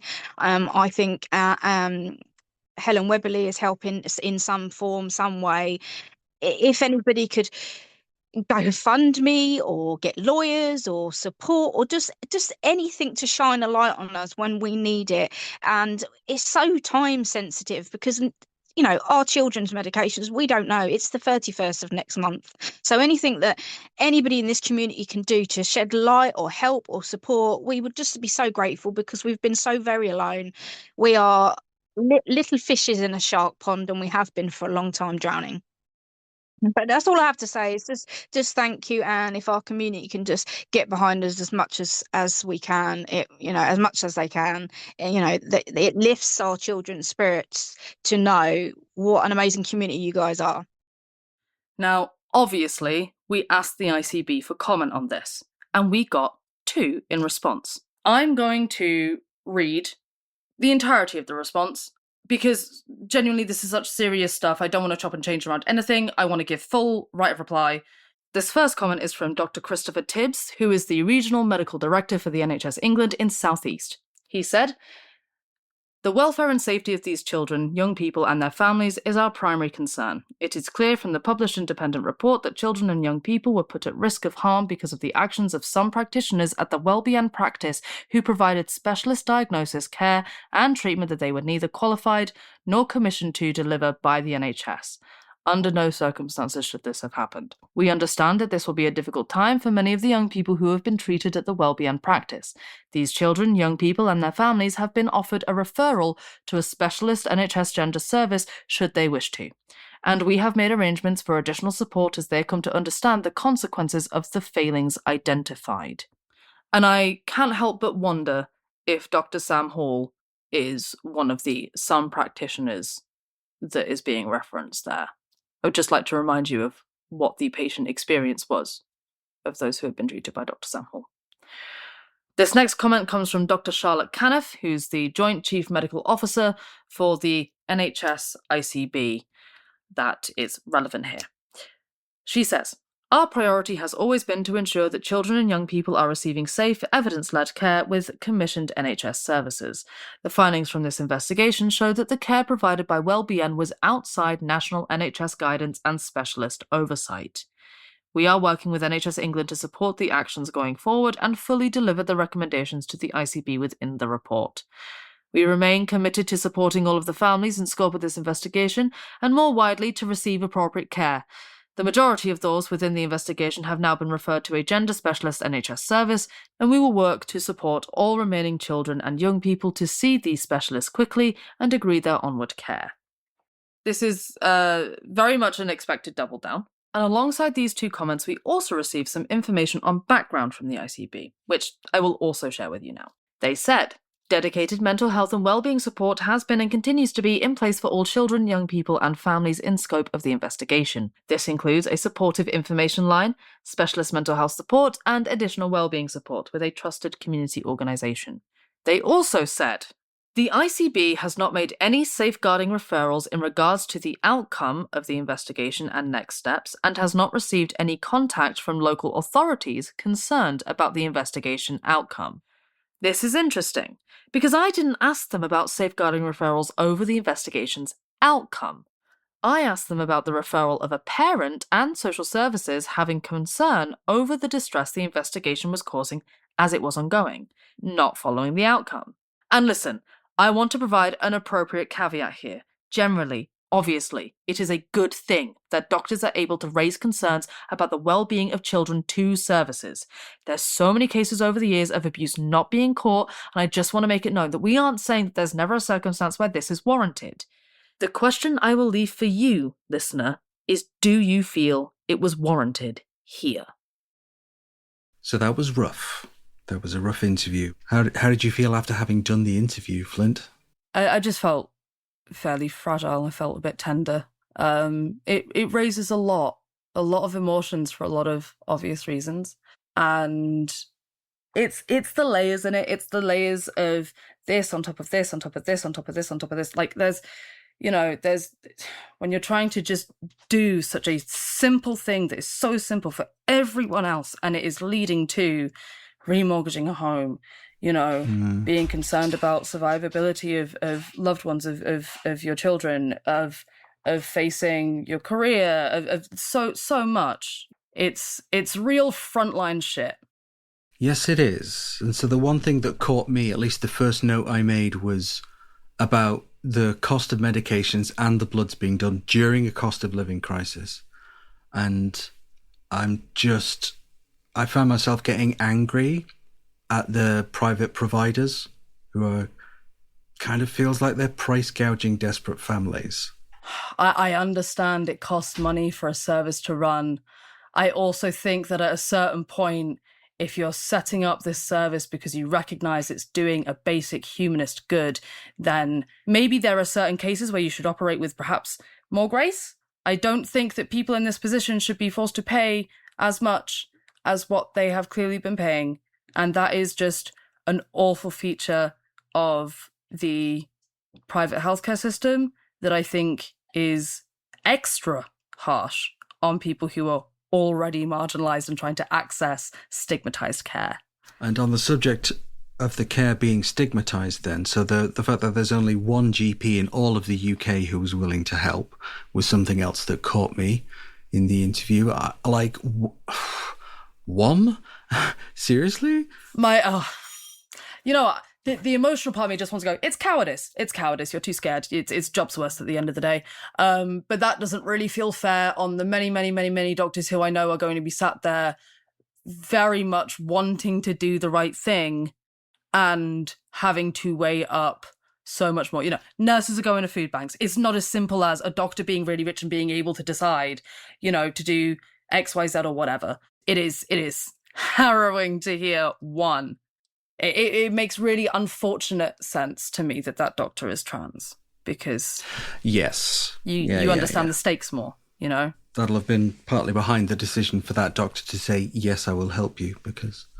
Potentially, yeah. I know we touched on this before the interview, the eating disorders aspect and the kind of description of the physicality of her daughter was particularly rough. I'm sure I'm not the only one who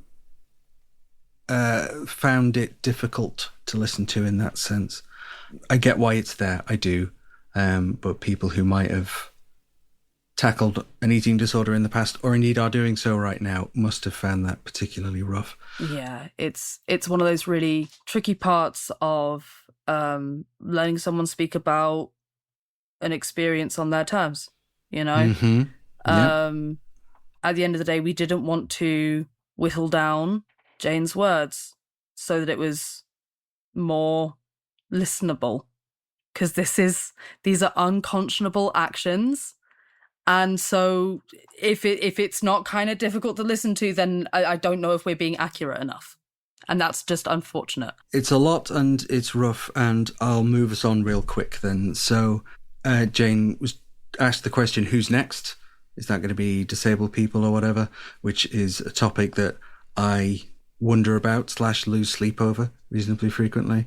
And there's, again, it just keeps being relevant. That goddamn Judith Butler quote where she says, as soon as you sacrifice one vulnerable minority, you're operating within a fascist logic, because if you can sacrifice one minority, then it'll be a second and a third and a fourth, and then where are you? I do wonder sometimes about how in general, the proverbial we of people on the earth, how we frame this kind of oppression, and whether the narrative of it's us right now, but it'll be you next, is as accurate as we want it to be. Because at this point, let's lay it out this way. At this point, we currently have ramping up of raids on immigrants. We have a hyper-violent far right who are more gleeful than ever, right? They aren't all gathering on the streets just for trans people. They're gathering on the streets for people that aren't white. We've got further and ever more cuts happening to disabled people. It's attacking all of us at once at this point. Yeah.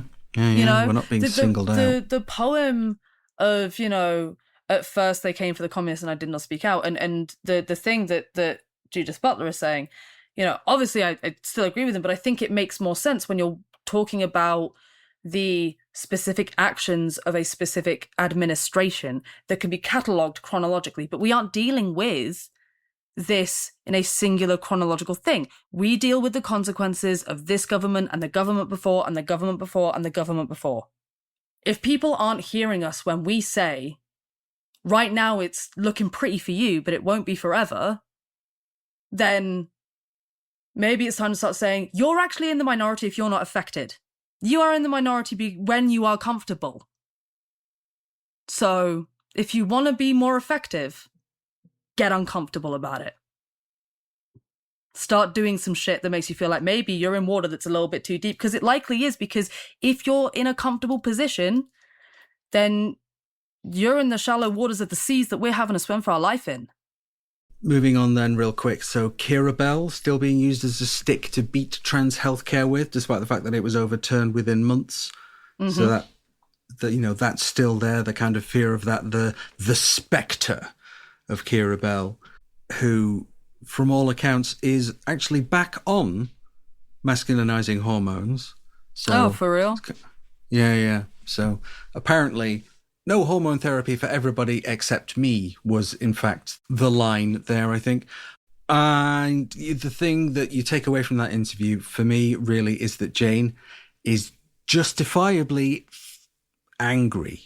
Yeah. Yes? And rightfully so. Most of my interview notes were just swearing, really. I don't know, maybe I'm in a really doomerous mentality right now. We're recording this on the day that the conversion therapy bill is dropped. And I just cannot help but feel like I'm seeing things teed up for the next few years that don't look very good. And I think this is a small part of it. There is, we are well into the throes now of what is, in my opinion, the slow but determined eradication of transgender healthcare in the United Kingdom, just straight up. I think one of the things that is concerning is the way that I feel like we are getting closer and closer to criminality being involved in the conversation.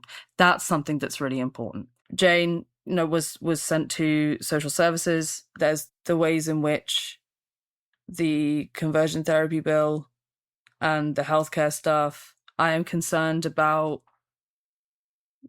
the criminality being applied. Yes. Yeah. At what point is that going to start entering the conversation? At one point is helping your friend out when they come to you going to be a problem. Anyway, I'm getting too doomerist. I need to step away from that line of thinking. But, listen, doomerism aside, there is the fundraiser that we highlighted in Action Alley. If you are able, if you are capable, if you know someone who's capable, please consider donating. You've heard just one story of how severely this is impacting a family, and there are 100 others. So anything you can give, and also please look after yourself. This has been a really rough one. Yeah, so we thought Trans Joy, let's do some Trans Joy right after the segment we've just done. Would feel a bit weird.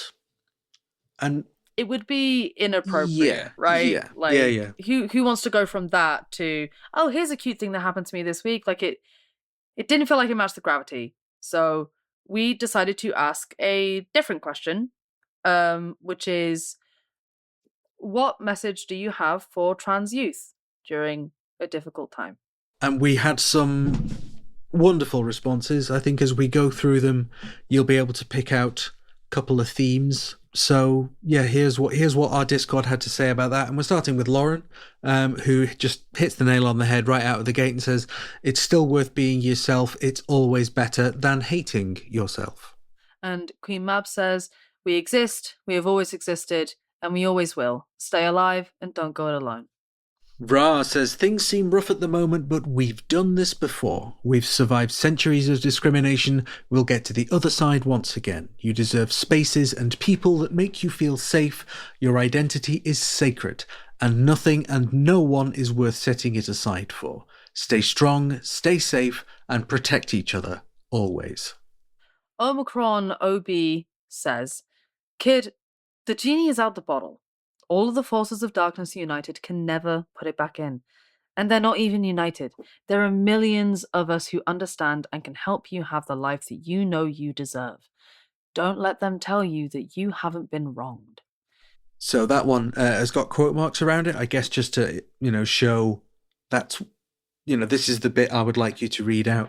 But because it had quote marks around it, I was a bit confused, and I looked up, is that a quote from something? Do I need to double check that before we read it out? So I went looking around, and Google's AI overview presented me with a load of, hey, listen, buddy, are you okay? Maybe talk to the Samaritans, maybe talk to some NHS, because it sounds like you're going through a rough time. It's like, oh, Google, you are so useless now. You have completely misunderstood what that thing is saying. Anyway, I just thought that would be an amusing story. So Billy, her says, the time it takes to get where you are is never wasted. Yep, words to live by. And Grumpy Susan Leeds says, where possible, build a support network around yourself, particularly in the early days of your transitional journey. That network can be friends, family, other trans people and groups. Sometimes you need to lean on others or even hide behind them when things get scary. and they quite likely will at some point. It's not easy being strong on your own, so find that strength and support from those who care about you. Geeky Lou says, we will fight for you to have a world where you can be the person you are without fear. Rachel says, we know and understand what you're going through. We're deeply sorry that the world isn't a kinder place. Find community, find your chosen family, find the people who see you for who you are, not what they want you to be. Keep being yourself. And most importantly, don't let the bastards get you down. Together we will all fight to make this world a better place. Zoe S. says, you've had to show so much certainty to get this far. I know you don't always feel certain, though. The world throws doubts at us constantly, but the fact that you keep thinking about it, keep questioning it, how much space it takes up in your thoughts, that's how you know it's real. And Chaos says, there's nothing wrong with being trans, just like there's nothing wrong with being any other minority. You have a right to feel welcome, to take up space, to be included and treated with equality. The world is not fair. Do not take the weight of that unfairness on your own shoulders as shame. Do not ever think that you are not enough, that you existing is a problem, that you need to shrink, make yourself small. Every trans person makes this world a braver, more beautiful place.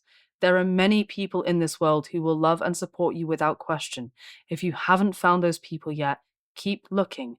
We are out here waiting for you. Lana TQ says, to trans youth, the powers running this shit show of a country are running scared of the end of neoliberalism. I can't say when the current situation will improve, but know this, we will fight. We have not abandoned you because we've been there. A scared teenager unable to express their feeling because of the last attempt to pretend non-cis het people don't exist, and whilst it was a hard fight with casualties, LGBT people were victorious, and we will be again. Until then, know that you are not alone, that you are being picked on because it's easier to fight a scared child than an angry adult, and that there are lots of angry adults who are fighting for you. So you might have noticed some of the themes here. It's like, we stand with you. You're not alone. Find your community. Don't go it alone. I think those are all really important to remember. And I can't imagine how difficult it must be to be a trans child up against this in this day and age. Kit says, find those around you like you and who support you. Don't be afraid to experiment, even if it doesn't last. You'll come out of it knowing more about yourself, and that's not a bad thing. It will get better. And Vale hits some more home truths and says, a lot of powerful people are acting frightened of you right now. Please don't mistake their panic for a truth about your worth. You don't have to wait until the world is kind enough before you're allowed to have joy. Try things. See what sticks. Change your name 5 times. Try that binder. Buy that skirt. Make friends. Start a zine. Find community. Laugh.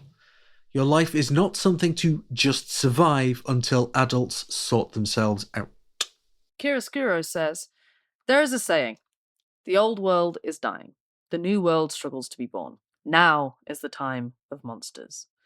You are not a monster, dear young trans sibling, but there are those who see you that way. This is your struggle and your time. The new world belongs to you. And apparently that's a mistranslation of Zizek by Gramsci. Other way around, sorry. It's a mistranslation by Zizek of Gramsci, so that it was Gramsci wrote it originally. Right. The monsters are supposed to be the forces of reaction. But why let the bastards have all the fun? Monsters are cool and we can be monsters if we want. And to that point, Chiaroscuro, have you heard of Paul B. Preciado's speech, Will You Let the Monster Speak, or Let the Monsters Speak? It's a really important... He's the guy that wrote Testo Junkies. It's a really important, interesting speech. It's in the Museum of Transology. And it's on exactly that. It's on trans people as monsters. And I asked him a bit about that when I interviewed him ages ago. It was one of the first things I did. But that speech is exactly about that, about we are being turned into monsters, and to a certain extent, we must reclaim that. Let the monsters speak. Anyway. Nice. I'll let you continue. Oh, I like it. I like that. aspect of it. I hadn't considered it like that. So Monoret says, things are scary, but I'd still far rather have the public broadly on our side and the government against us than the other way around, which is what our enemies have.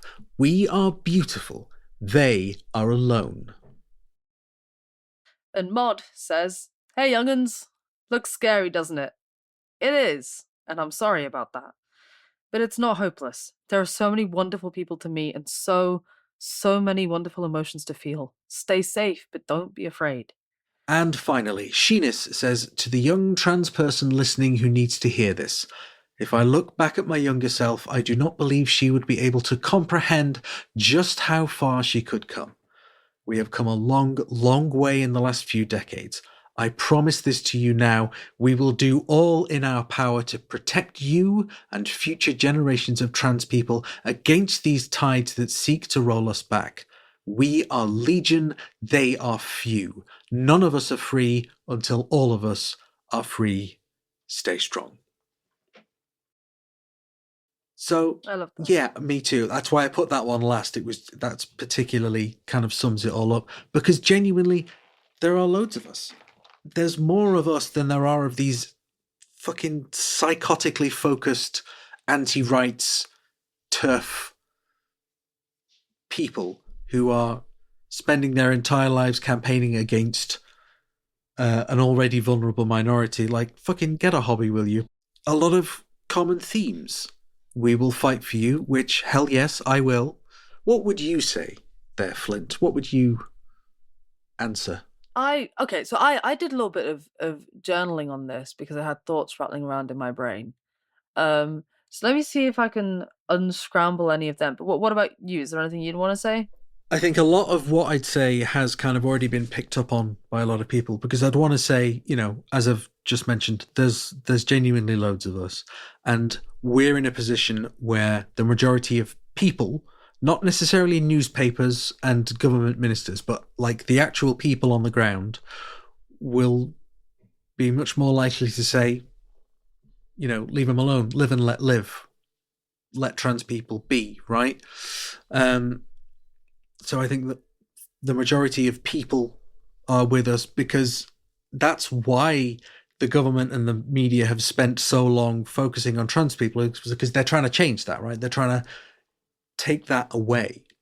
But you'll always be supported, you'll always be defended, and especially by the community, you'll always be loved as well.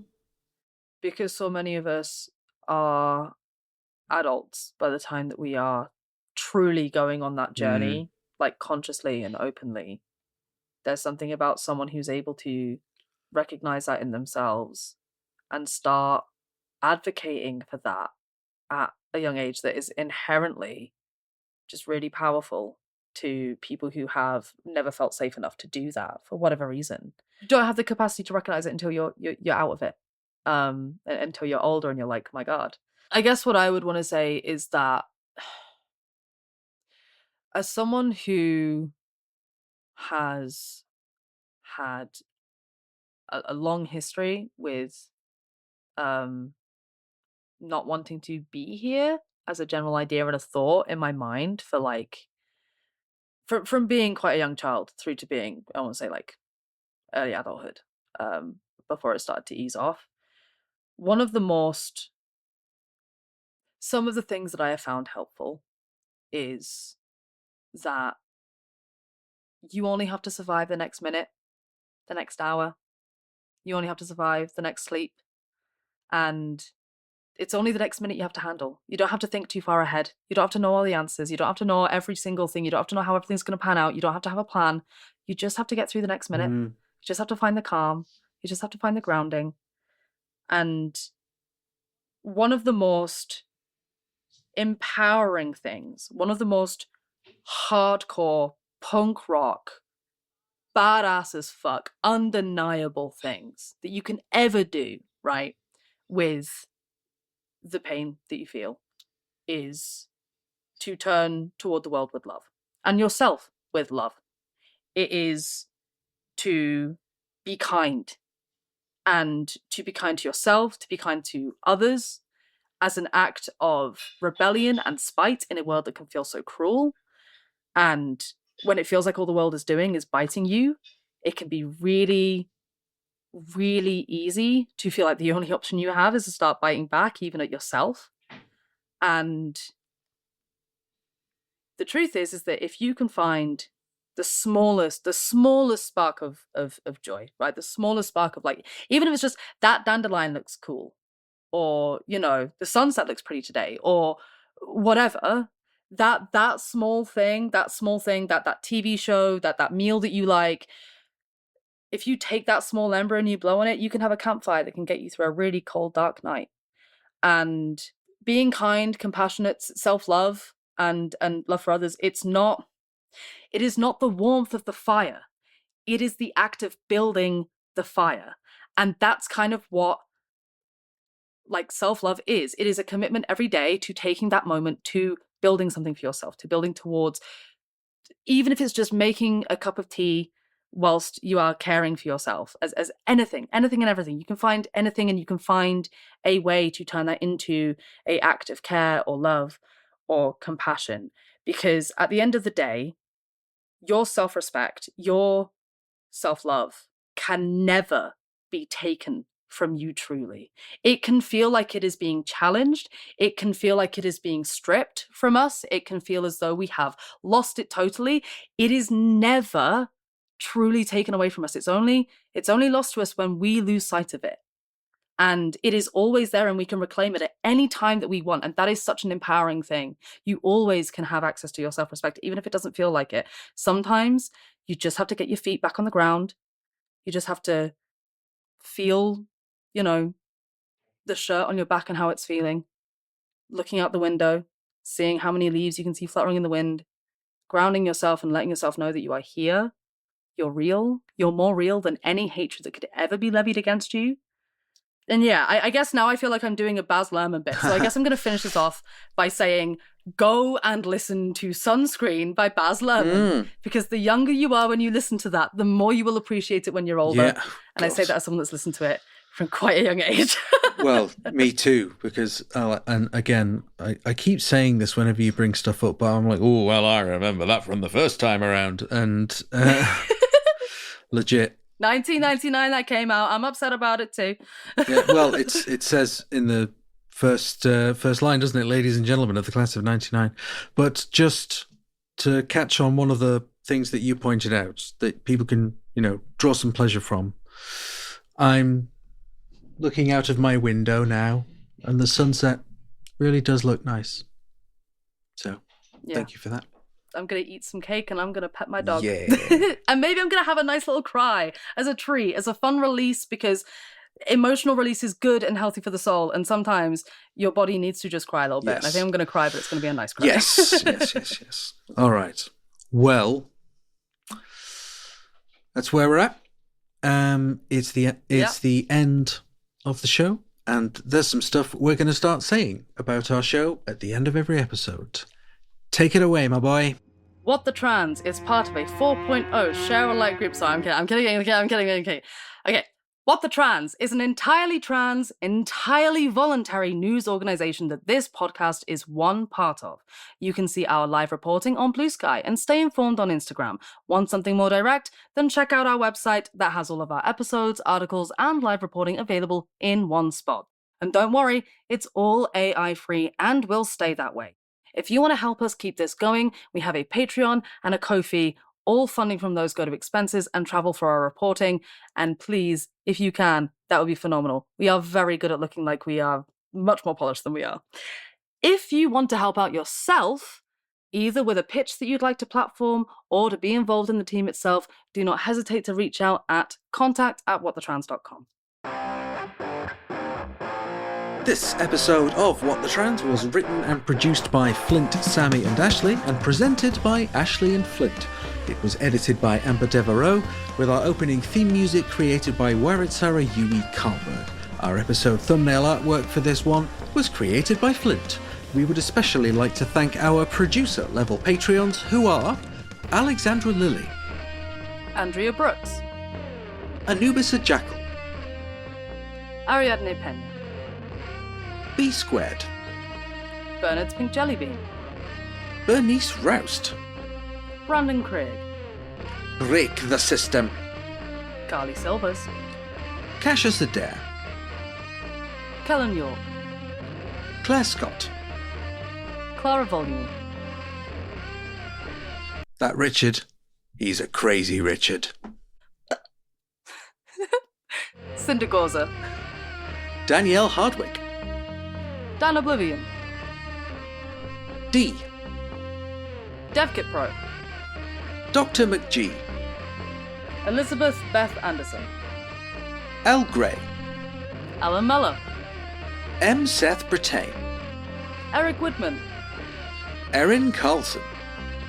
Irresponsibility. Evan Lilly. Fiona Punchard. Float Punk. Hello, darling. Frank Wynn. Gauze Star. George Simmons. Georgia Holden Burnett. Grabalicious. Hannah Stevenson. Hazel Dust. Heather Patterson. Heidi Reardon. Helen _ Amy. Jem Hoskins. Joanna Bittencourt Sylvestre. John. Jordan Starr. Just a gel user in a heatwave, literally sweating my tits off. Oh, that is a reality that I'm far too familiar with. Solidarity with you there. Kai Lewin. Karakan 12. Katie Cox. Katie Fenn. Kiki T. Laura Bailey. Laura! Queen of Seagulls. Lauren O'Nions. Lee Downs. Lentil. Levi Hart. Lex Phoenix. Hello, darling. Lanus. Leah Story. Melissa Brooks. Melissa Harker. Mika. Monsieur Squirrel. Imagine if Mika, like the Mika, was actually a pen. That would be amazing. Murgatroyd. Mux Afon. Naystrom. Name. Namida January and Eskins. Now Art. Needles and Threads. Nick Ross. Ontologically Unjust. O'Sheen. Patreon user. Rebecca Prentice. Ren. Roberto de Prunk. Robin. Root -1. Raw's Obsolete. SAP. Sabrina Artis. Samantha Raven. Sarah. Selena BN. Setcam. Siobhan Fergus Evans. Sky Kalayan. Sophie Lewis. Stella. Tanya B. Ted Delphus. The Splund. Tig Slater. Tin Roof. Torby. Trowan. Trust Fund. Vic Parsons. Victory Egg! And Willow_Tree. Thank you all. We'll speak to you next time. Yes, be kind. Please be kind. Please be kind sweet. and stay cool. Stay hydrated. Yeah. It's a rough world out there. Don't let this podcast episode bring you down. Right. We'll see you next time and we'll be happier, I promise.